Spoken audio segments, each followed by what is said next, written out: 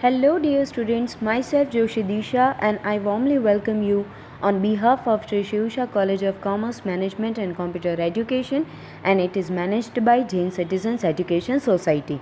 So, dear students, I am going to take your financial management, and today we are going to start chapter number 1, that is nature and scope of financial management. Right? So, let us begin it. So first of all, you need to understand that what actually financial management means. બરાબર, પહેલાં તો તમારે સમજવું પડશે કે financial management એટલે શું. Okay, તો મીનિંગ ઓફ ફાઇનાન્શિયલ મેનેજમેન્ટ. તો financial management means planning, acquisition and control of finance. બરાબર, પહેલાં તો ફાઇનાન્સ એટલે monetary values, money, right? That is finance. We all know that whether it is our home or an organization, ઘર હોય, organisation હોય કે કોઈ બી વસ્તુ હોય, ફાઇનાન્સ વગર ચાલે નહીં. It is life blood. કે જેમ બોડીમાં બ્લડની જરૂર હોય એવી રીતના જ તે બિઝનેસમાં કે ઘરનું મેનેજમેન્ટ કરતા હોય કે કોઈ બી જગ્યા હોય ત્યાં ફાઇનાન્સની જરૂર પડે જ. So finance is the necessity. Without it કોઈ પણ ઓર્ગેનાઇઝેશન સસ્ટેન કરી શકે નહીં. અને ફાઇનાન્શિયલ મેનેજમેન્ટ એટલે કે કેવી રીતના આપણે કેટલું પહેલાં તો આપણે ફાઇનાન્સની રિક્વાયરમેન્ટ છે એ ચેક કરવું, એનું પ્લાનિંગ કરવું. એક્વિઝિશન એટલે કેવી રીતના આપણે જે ફાઇનાન્સ કે કેપિટલની જરૂર છે એ આપણે ક્યાંથી કેવી રીતના ભેગું કરશું એ સમજવું. એન્ડ ફાઇનલી કંટ્રોલ, કે એકવાર આપણને આપણી પાસે ફાઇનાન્સ છે તો એનો કોઈ પણ મિસયુઝ ન થાય, એનું પરફેક્ટ યુટિલાઇઝેશન થાય કે જેનાથી આપણને મેક્સિમમ રિટર્ન મળે. રાઈટ? તો એના માટે જે આપણે કંટ્રોલ રાખવો જોઈએ. ફાઇનાન્સ ઓલવેઝ વધારે હોય તોય નથી સારું અને ઓછું હોય તોય નથી સારું. It should be in a perfect proportion. Right? કે વધારે હોય તો એ જે આઇડલ કેપિટલ પડ્યું છે આપણી પાસે એ કેપિટલ બ્લોકેજમાં કન્વર્ટ થઈ જાય.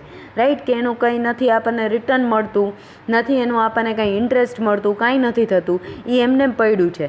અને શોર્ટેજ જો ફાઇનાન્સની ઊભી થાય તો એના કારણે જે આપણી પ્રોડક્શન પ્રોસેસ છે એ સ્મૂથલી રન કરી શકે નહીં.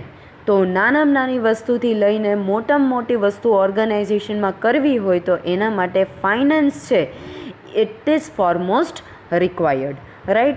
એટલા માટે થઈને ફાઇનાન્સ છે એ બહુ જ ઇમ્પોર્ટન્ટ છે. અને ફાઇનાન્શિયલ મેનેજમેન્ટ, રૂપિયા તો આપણને મળી ગયા, ફાઇનાન્સ તો મળી ગયું, પણ જો એનું પરફેક્ટ મેનેજમેન્ટ નહીં થાય તો બધી વસ્તુ છે એ યુઝલેસ છે. Right? So finance is the foremost important thing. Right? So that is the meaning of financial management. So it is proper management of funds. Financial management એટલે પ્રોપર મેનેજમેન્ટ થવું જોઈએ ફંડ્સનું. બરાબર, કેવી રીતના આપણે એ ભેગા કરશું, કેવી રીતના એને અલોકેટ કરશું અને કેવી રીતના એને કંટ્રોલ કરશું કે જેનાથી મેક્સિમમ પ્રોફિટ આપણને આપણી ઓર્ગેનાઇઝેશનને મળે. Right? So that is the financial management. Now the next topic that we are going to discuss is nature of financial management. તો ફાઇનાન્શિયલ મેનેજમેન્ટ છે એ એક ફંક્શનલ એરિયા છે મેનેજમેન્ટનું. બરાબર, અને it is generally dealing with money or funds. કે finance department કે financial management છે એ deal કરે છે મની સાથે, ફંડ્સ સાથે. બરાબર, અને it is an applied area of study, કે એને દરેક જગ્યાએ આપણે એપ્લાય કરવાનું હોય છે. જનરલી ઇકોનોમિક્સ, અકાઉન્ટિંગ, ટેક્સેશન, લો, ક્વોન્ટિટેટિવ એનાલિસિસ, આ બધું જ કહેવાય કે ફાઇનાન્સની બ્રાન્ચીસ છે. બરાબર, અને ઘણા બધા એના મેનેજરિયલ ફંક્શન્સ બી ઇન્વોલ્વ છે, જેમ કે planning, organising, ડાયરેક્ટિંગ, motivating and controlling. બરાબર, એમાંથી સૌથી વધારે જે ઇમ્પોર્ટન્ટ છે that is planning and control. બરાબર, આ બે વસ્તુ છે એ ફાઇનાન્શિયલ મેનેજમેન્ટમાં ખૂબ જ જરૂરી છે. કે કેવી રીતના ફાઇનાન્સનું અરેન્જમેન્ટ કરવું, કેવી રીતના બધી વસ્તુ ક્યાં ઇન્વેસ્ટ કરવી એનું પ્લાનિંગ કરવું, and finally its control. Right? કે કોઈ વસ્તુ વધારે ન વપરાઈ જાય, કાં તો પછી બહુ કંટ્રોલ, એટલો બધો કંટ્રોલ થઈ ગયો હોય કે ભાઈ જ્યાં ઇન્વેસ્ટ કરવાના હતા ત્યાં થોડા ઓછા કરી નાખ્યા. તો આ વસ્તુ છે એ થવી જોઈએ નહીં. and it is generally involving three decisions, that is investment decision, financial decision and dividend decision. અને આ બધા જે ડિસિઝન છે એ ઇન્ટરનલ અને એક્સટર્નલ એન્વાયરમેન્ટ હોય છે બિઝનેસનું અને હ્યુમન બિહેવિયરનું, એને અફેક્ટ કરે છે. બરાબર. અને સાથે સાથે ટેકનોલોજી અને મેનેજમેન્ટ ઇન્ફોર્મેશન સિસ્ટમને બી અફેક્ટ કરે છે. તો ફાઇનાન્સ છે એ બહુ વાઇડર કન્સેપ્ટ છે, right, and it is the foremost thing, important thing કે જેના સિવાય તમે બિઝનેસ ઓર્ગેનાઇઝેશન રન કરી શકો નહીં, right. So that was the nature of financial management. Now let us discuss the scope of financial management. Scope of financial મેનેજમેન્ટમાં generally 3 decisions છે include કરવામાં આવ્યા છે, that is investment decision, financial decision અને dividend decision. બરાબર. તો let us discuss it one by one. પેલું investment decision. હવે ઇન્વેસ્ટમેન્ટ ડિસિઝન છે એ 2 ટાઈપના ડિસિઝન છે એ એમાં જનરલી ઇન્વોલ્વ હોય કે એક તો ફિક્સ્ડ એસેટ્સમાં, એટલે કે ઇમૂવેબલ એસેટ્સમાં તમે જે ઇન્વેસ્ટમેન્ટ કરો એ, અને બીજું કરંટ એસેટમાં તમે ઇન્વેસ્ટમેન્ટ કરો એ. ઇમૂવેબલ એસેટ્સ જે છે, બરાબર, એ એસેટ્સ છે that is for a longer period of time. એ લાંબા ટાઈમ સુધી ચાલે એવી એસેટ્સ હોય, રાઈટ, અને એમાં ઇન્વેસ્ટમેન્ટ બી રિક્વાયરમેન્ટ છે એ વધારે હોય અને તમને લાંબા ગાળે એમાં જનરલી રિટર્ન મળતું હોય છે, right. So that is in short it is for a longer period of time. અને કરંટ એસેટ્સ છે, બરાબર, કરંટ એસેટ્સ છે it is for a sorter period of time.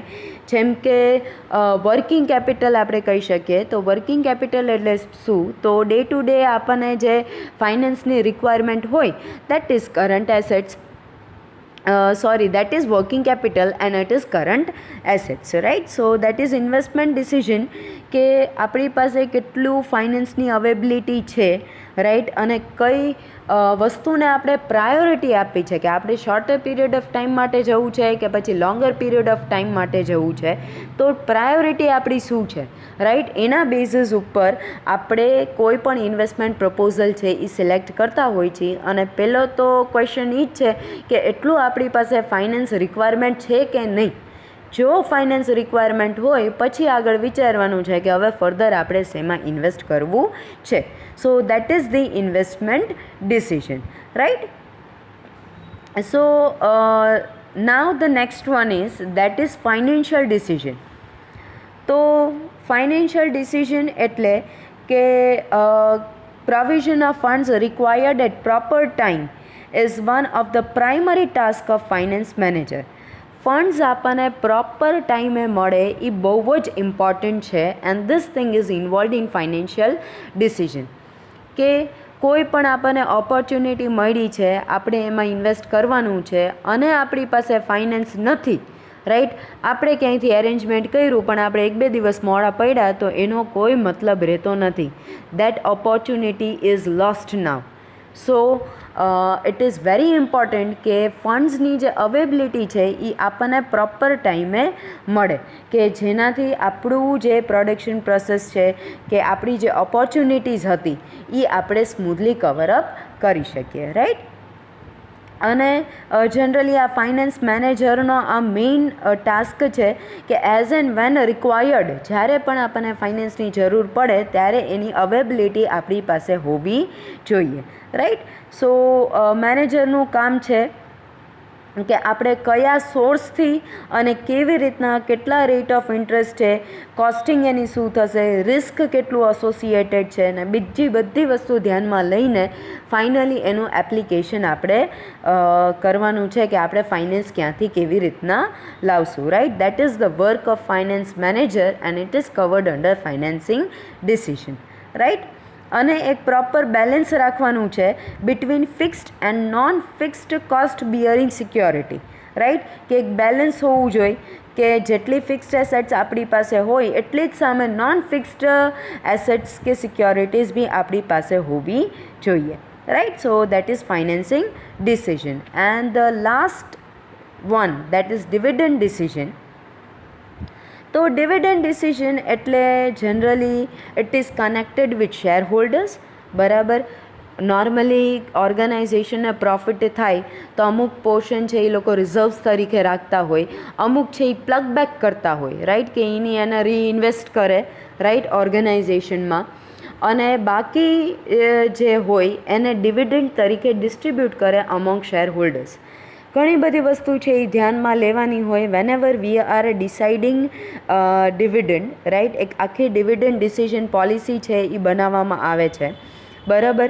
Dividend ઓછું આપો તોય તે આપણે શેર હોલ્ડર્સ આપણાથી નારાજ થાય એવી પૂરેપૂરી શક્યતાઓ રહે છે, because they are the investors, બરાબર. એ આપણામાં ઇન્વેસ્ટ કરતા હોય તો ઇટ ઇઝ અવર રિસ્પોન્સિબિલિટી કે આપણે એમને સારું ડિવિડન્ડ પે કરીએ. એટ ધ સેમ ટાઈમ આપણે પ્રોફિટ કેટલું છે એનું બી એનાલિસિસ કરવું પડે છે, અને એના પછી આપણે ડિવિડન્ડ કેટલું પ્રોવાઈડ કરશું એ જોવું પડે છે. તો it is very important task, right.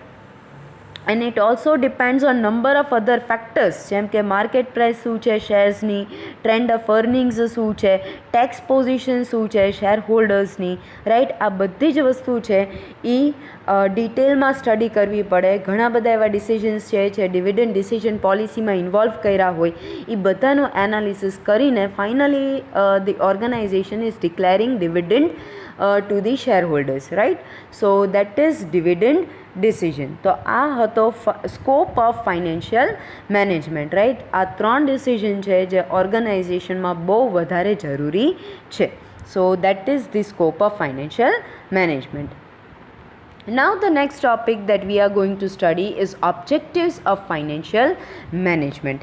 હવે ઓબ્જેક્ટિવ્સ ઓફ ફાઇનાન્શિયલ મેનેજમેન્ટમાં 2 ઇમ્પોર્ટન્ટ ઓબ્જેક્ટિવ છે, દેટ ઇઝ પ્રોફિટ મેક્સિમાઇઝેશન અને બીજું છે વેલ્થ મેક્સિમાઇઝેશન, બરાબર. તો પ્રોફિટ મેક્સિમાઇઝેશન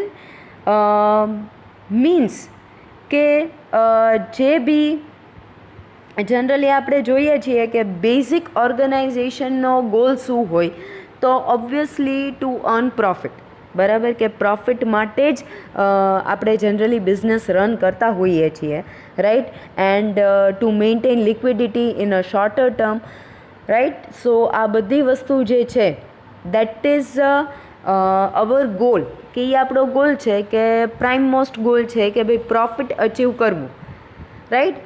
સો અહીંયા એવું કન્સિડર કર્યું છે કે એમાં કંઈ ખોટું નથી. જો પ્રોફિટ મેક્સિમાઇઝેશન તમારો ઓબ્જેક્ટિવ હોય તો દેટ ઇઝ ઓકે, કારણ કે એન્ટરપ્રિન્યોર છે જે આટલી બધી મહેનત કરે છે, આટલી બધી રિસર્ચ કરે છે, રાઈટ. અને finally they should gate profit, કે એ લોકોને આટલી બધી એ લોકો એફર્ટ્સ કરતા હોય તો આપણે કંઈ એવું નથી કે ભાઈ પ્રોફિટ અચીવ ન કરવું, right. So it is stated કે it is good. Profit maximisation concept છે એ બરાબર છે, કે જેમાં ઓનર છે એ પોતે કેવી રીતના ઓર્ગેનાઇઝેશનને મેક્સિમમ પ્રોફિટ મળે એની બેસ્ટ લેવલે ટ્રાય કરે છે, રાઈટ.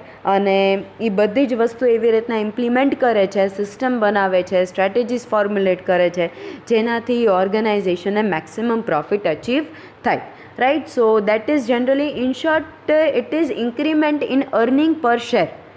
એ એક વધારો છે EPSમાં, દેટ ઇઝ અર્નિંગ પર શેરમાં, બરાબર. અને જનરલી પ્રોફિટ મેક્સિમાઇઝેશનમાં ટાઈમ કન્સેપ્ટ છે એને કન્સિડર કર્યો નથી, રાઈટ. અને એવું જરૂરી નથી કે અર્નિંગ પર શેર વધે એટલે માર્કેટ પ્રાઇસ છે જે શેર્સની એ બી 100% વધે જ, એવું જરૂરી નથી.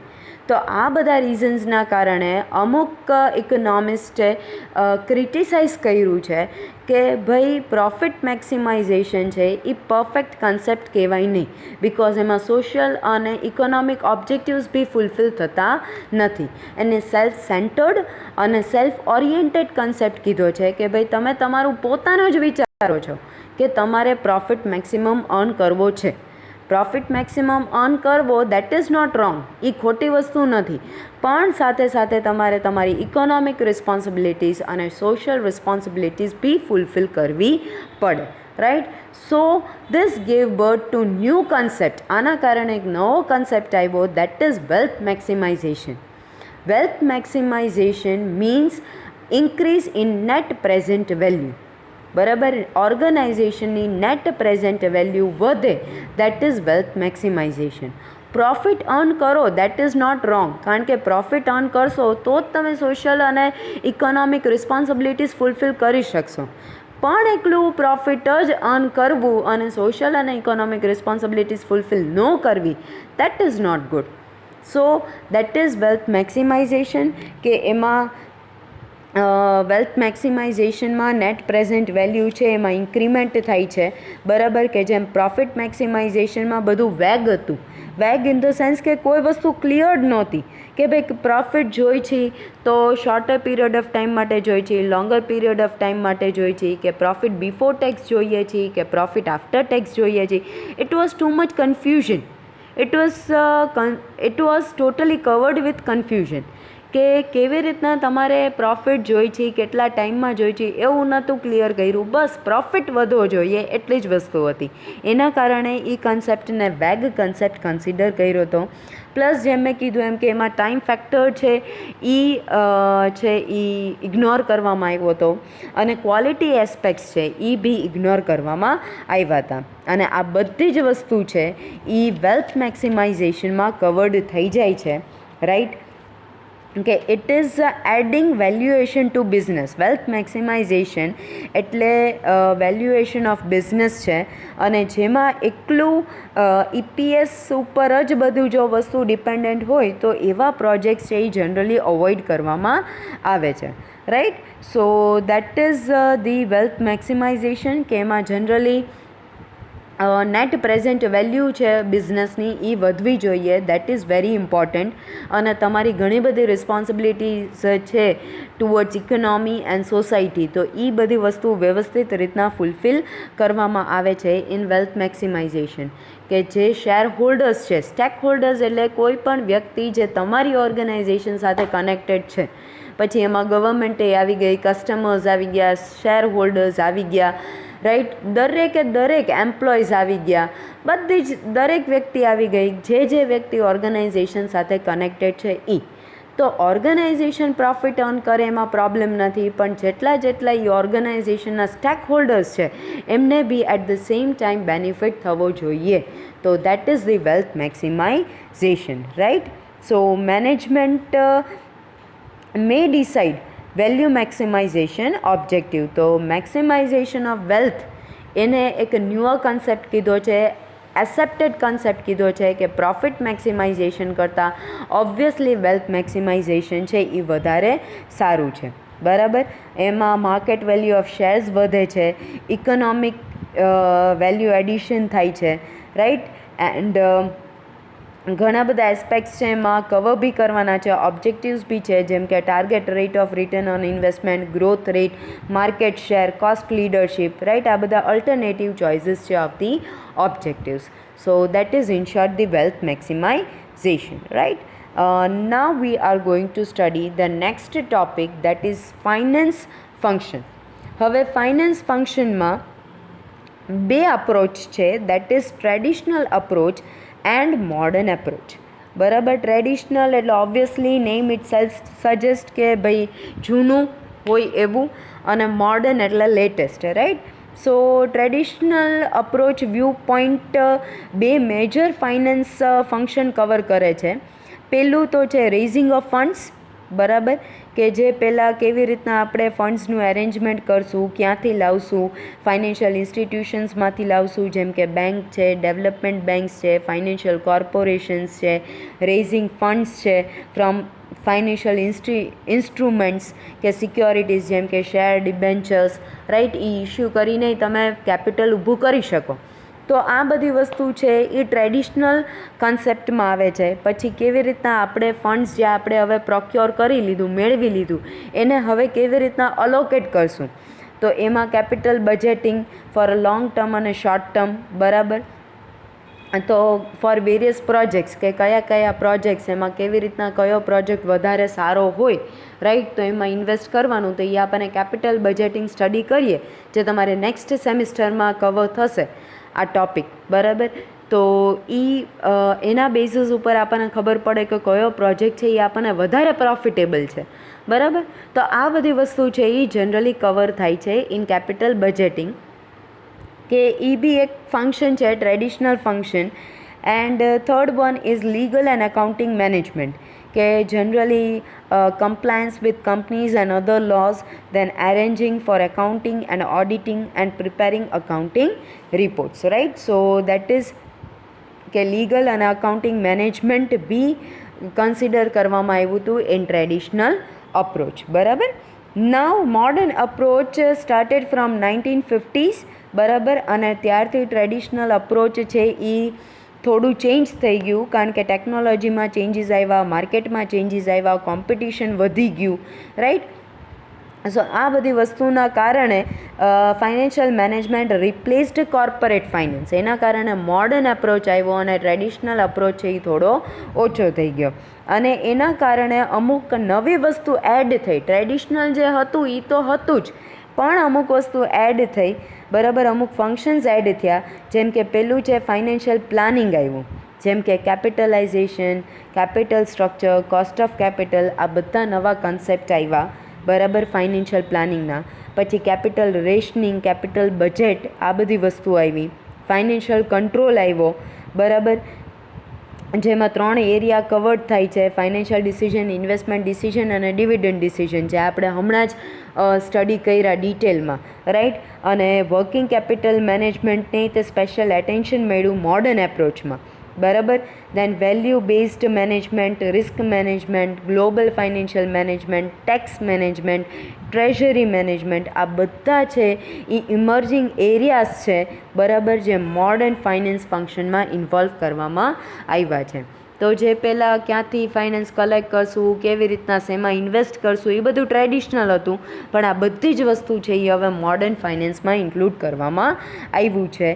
And it is very good. અને આ બધી મેથડ્સનો યુઝ કરવાથી, આ બધી ટેકનિક્સ યુઝ કરવાથી ફોર શ્યોર પ્રોફિટમાં ગ્રોથ થાય છે, રાઈટ, અને સેવિંગ્સ છે એ વધે છે. સો this all things are very important. So this was a finance function that was traditional and modern approach. So thank you dear students, this is all for today's session.